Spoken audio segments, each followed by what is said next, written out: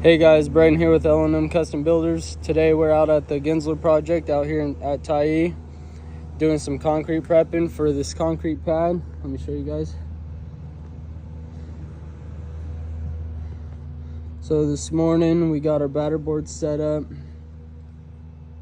at our height and we straightened our boards out with our turnbuckles. We got our 45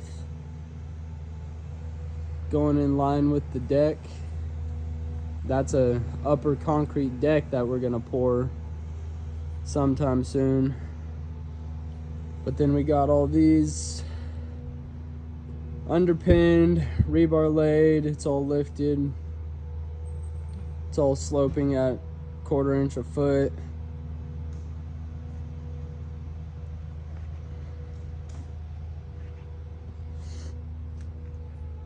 Oh, that's it.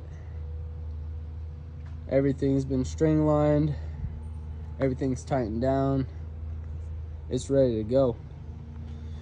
And then we got a little retainer wall slash stem wall going on, slopes for about 8 feet, and then it's straight, and then slopes going back down on the other side. This is ready to go. Just got to fill up to the bottom of these forms.